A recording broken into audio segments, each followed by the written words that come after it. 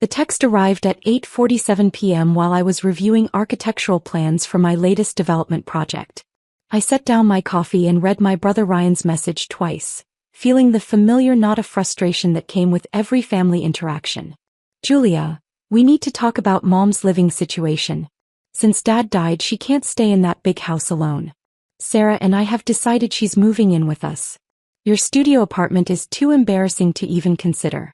Mom deserves better than that cramped space you call home. I looked around my 600-square-foot studio in the converted warehouse district, the same neighborhood that 10 years ago had been considered too dangerous by my family, but had since become the most sought-after area in the city. The exposed brick walls, soaring ceilings, and floor-to-ceiling windows overlooking the harbor made it one of the most coveted units in the building. But to Ryan, it was just proof of my continued failure to achieve what he considered real success. I typed back, "You're absolutely right. Mom should have the best possible living situation." My phone buzzed immediately with his response. "Finally, some sense from you. Sarah's already converting the guest room. Mom will be much happier with us in Riverside Towers." Riverside Towers. Ryan's pride and joy, the luxury high-rise where he and his wife Sarah had purchased a penthouse 3 years ago, stretching their finances to the absolute limit to afford the monthly payments.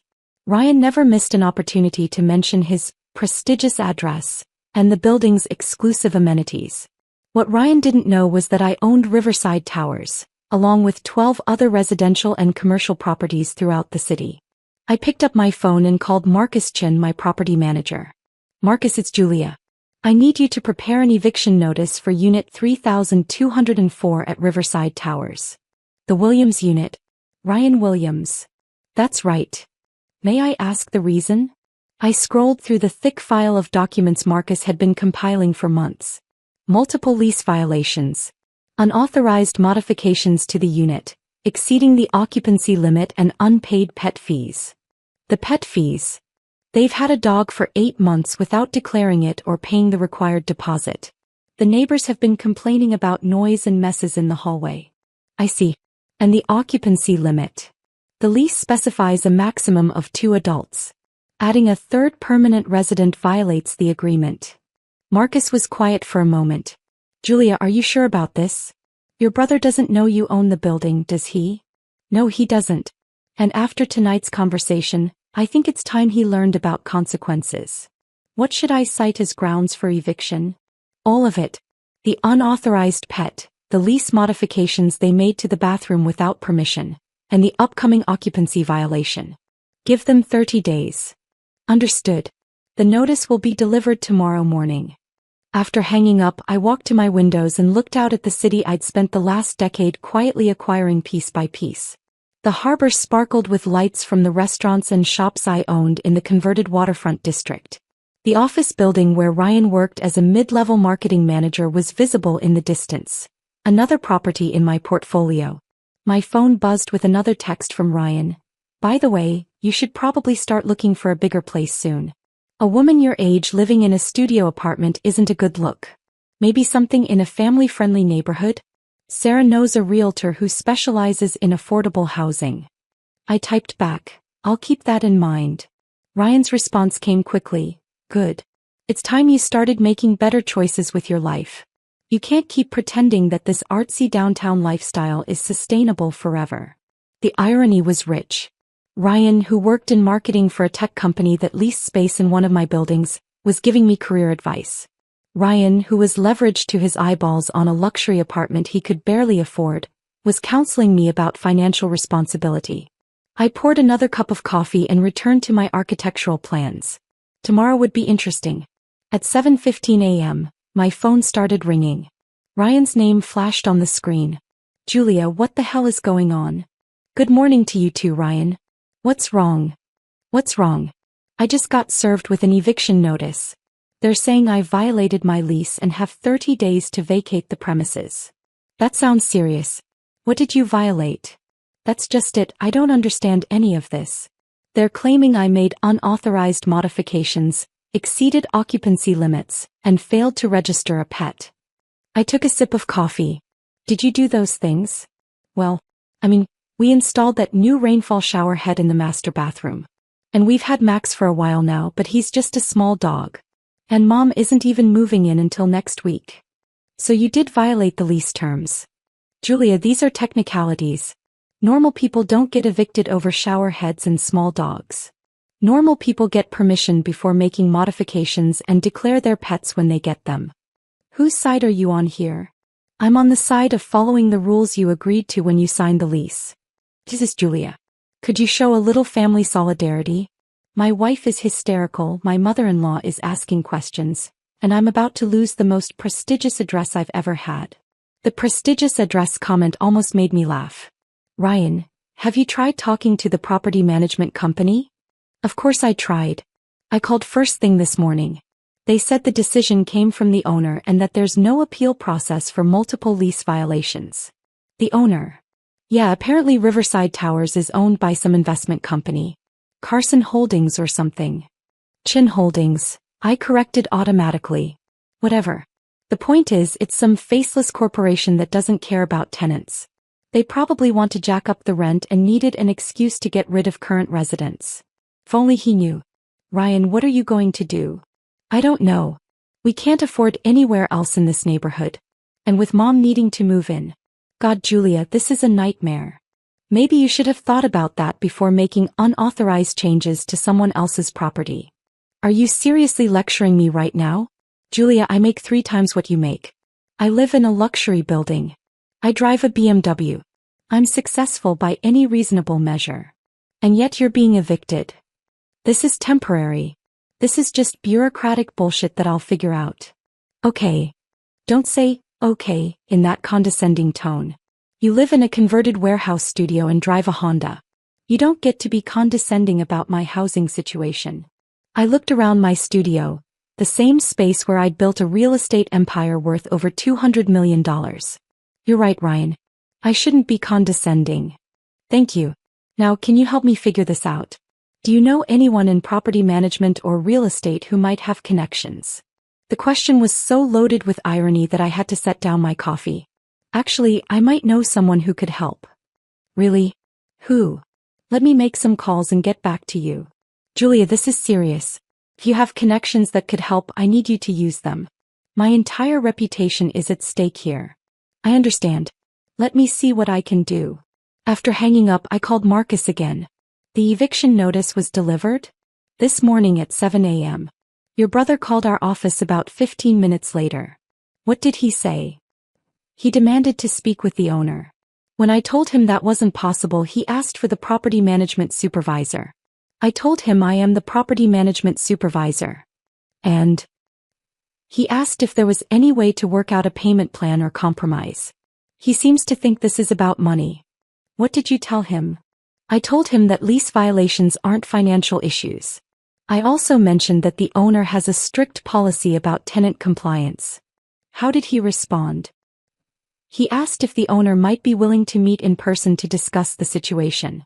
I smiled. And what did you say to that? I said I'd check with ownership and get back to him. Perfect. Schedule a meeting for this afternoon. Conference room at the Riverside Towers Management Office. Should I tell him who he's meeting with? No. Just tell him the owner will see him at 2 p.m. That afternoon, I arrived at the Riverside Towers Management Office wearing my most conservative business suit and carrying a leather portfolio filled with Ryan's lease violations, payment history and correspondence. The building's management office was located on the ground floor, with floor-to-ceiling windows overlooking the lobby I'd designed when I purchased and renovated the property. Marcus met me in the hallway.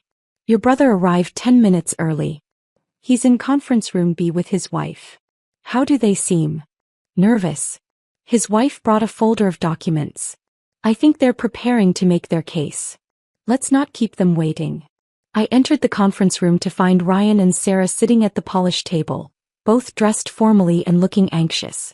Ryan was wearing his best suit, the one he'd bought for job interviews, and Sarah had her hair pulled back in a style that screamed, trying to look professional.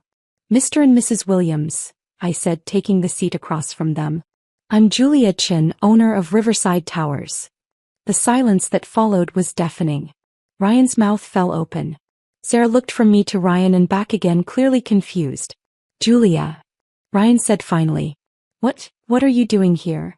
I'm here to discuss your lease violations and eviction notice. But you said your name was Julia Chin. It is. Chin Holdings is my company. Sarah found her voice first. Julia, I don't understand. You own this building. I own 12 buildings actually. Riverside Towers is just one property in my portfolio. Ryan was staring at me like I'd grown a second head. That's impossible. You live in a studio apartment. You drive a Honda. You work. I work in real estate development. I have for the past 10 years. But you said you worked in property management. I do manage properties.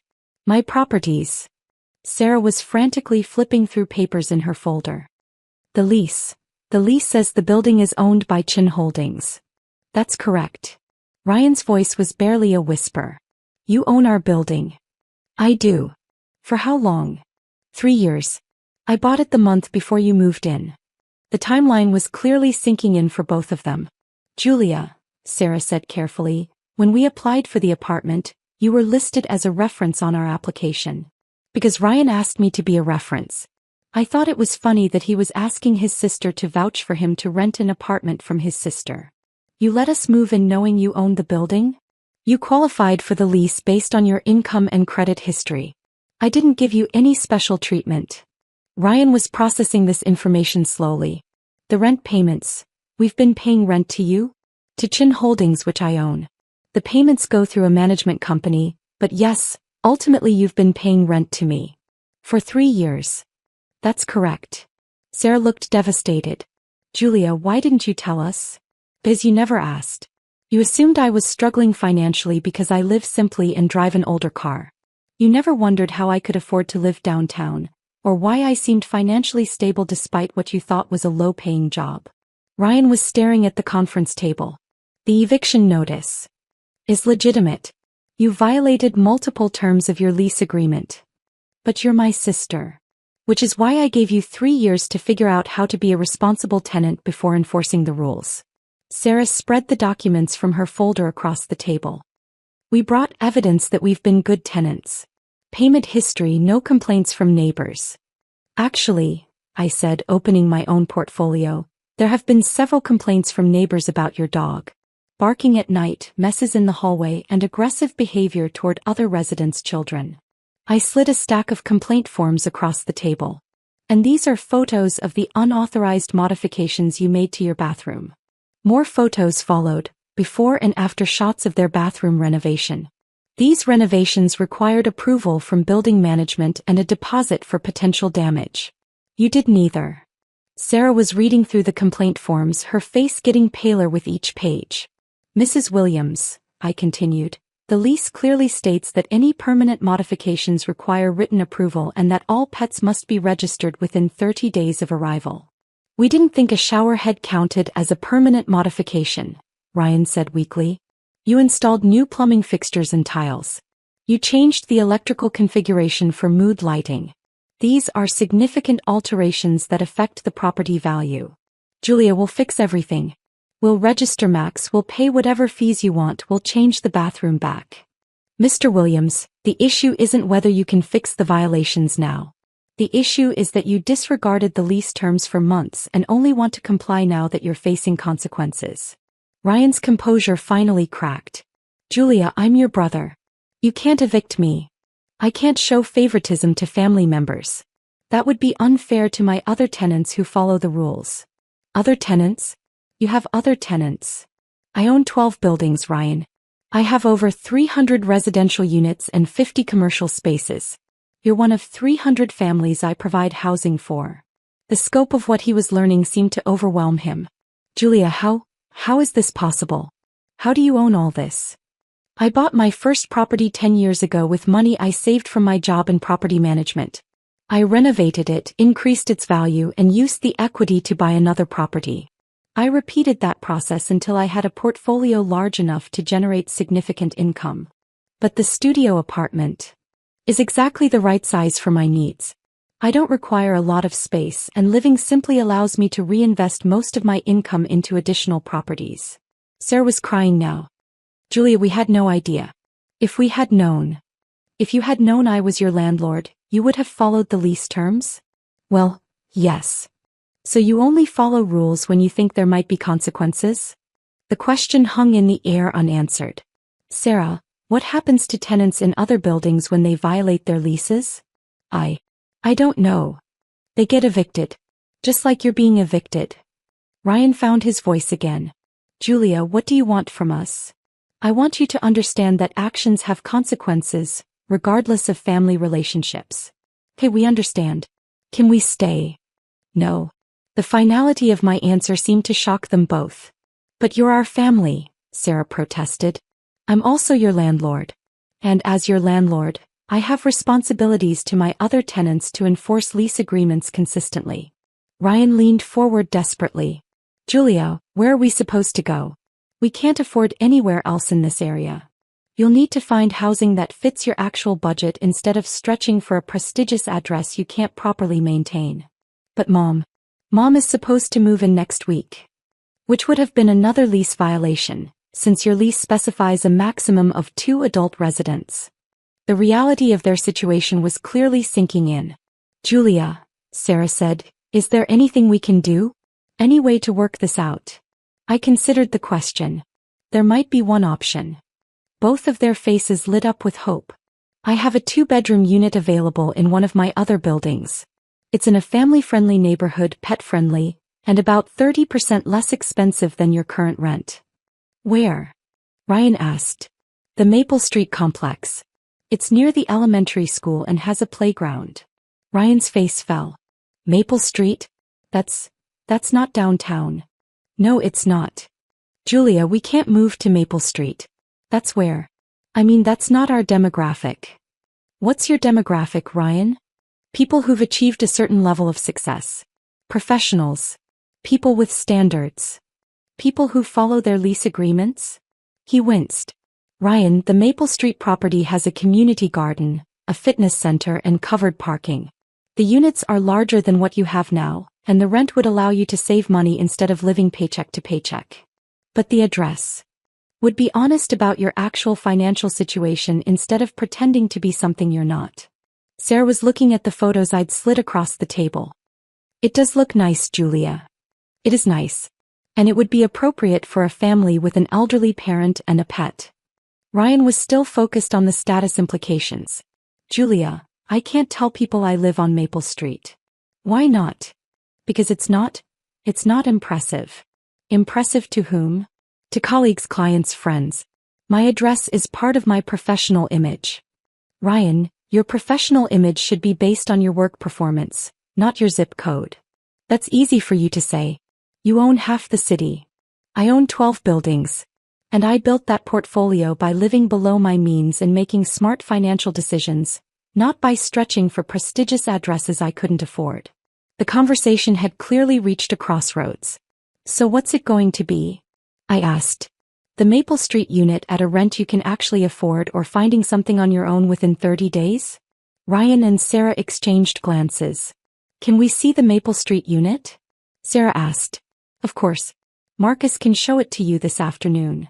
And if we take it, Ryan said reluctantly, what about the lease violations here? The eviction stands. But I won't pursue additional damages, and I'll provide a neutral reference for future rental applications. Ryan sighed heavily. I guess we don't have much choice. You always have choices, Ryan. The question is whether you're ready to make choices based on reality instead of image. After they left to tour the Maple Street property, Marcus joined me in the conference room. How do you think that went? Better than expected. I think they're actually considering the Maple Street unit. And if they don't take it, then they'll figure out their housing situation the same way everyone else does when they get evicted. My phone buzzed with a text from Ryan. The Maple Street apartment is really nice. Sarah loves the kitchen. Can we move in next weekend? I texted back. I'll have Marcus prepare the lease. His response came quickly. Thank you, Julia. I'm sorry about everything. I didn't understand what you'd built. You understand now? I'm starting to. Maybe you can teach me about real estate investing sometime. I smiled as I typed my response. I'd be happy to. But first lesson. Live below your means, not above them. Lesson learned. 6 months later, Ryan and Sarah were thriving in their Maple Street apartment. Mom had moved into their spare room and loved the community garden. Ryan had started asking me genuine questions about real estate and financial planning. The eviction notice had been the wake-up call they'd needed, forcing them to confront the difference between living successfully and living impressively. And I'd learned something too. Sometimes the most loving thing you can do for family is to enforce the same standards you'd apply to anyone else. Ryan never did find out that I also owned the building where he worked. Some lessons are better learned one at a time.